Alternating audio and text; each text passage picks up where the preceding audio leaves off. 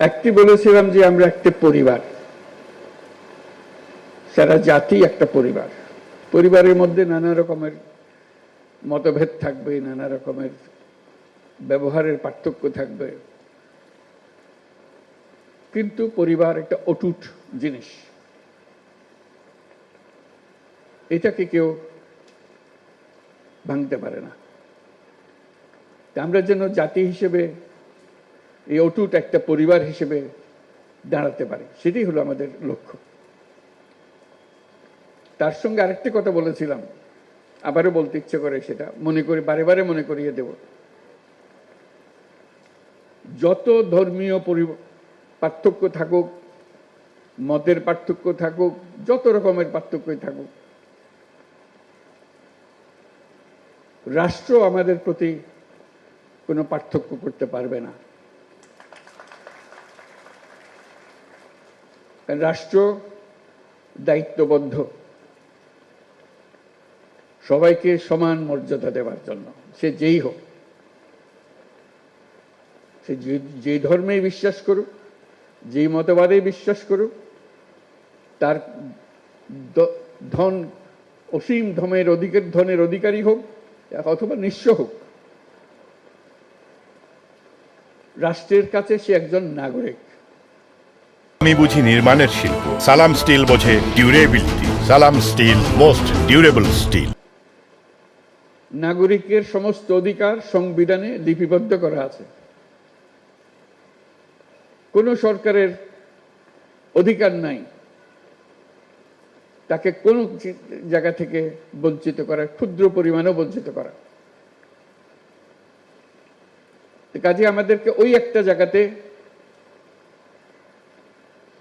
সোচ্চার হতে হবে সব সময়।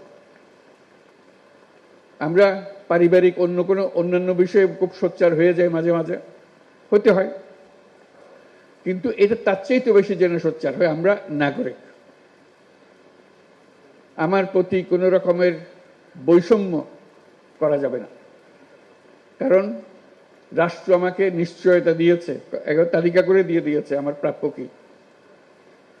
কাজে যত কথাই বলি, সবচেয়ে বড় কথাটা বলবেন, আমি নাগরিক, আমাকে এই তালিকাভুক্ত সমস্ত জিনিসের অধিকার আমাকে দিতে হবে। ওইটাতে যদি না দাঁড়ান, বাকিগুলোতে বড় সুবিধা হয় না। নানা কথার মার পেছে এদিক ওদিক করে ফেলে, এটাতে এদিক ওদিক করার কোনো সুযোগ নেই। কাজে আবারও আহ্বান জানাচ্ছি, আপনাদের যত কথাই বলুন, তার মধ্যে বারে বারে বলুন যে আমি এই দেশের নাগরিক, আমার জন্য সংবিধানে দেওয়া সমস্ত নাগরিক অধিকার নিশ্চিত করতে হবে।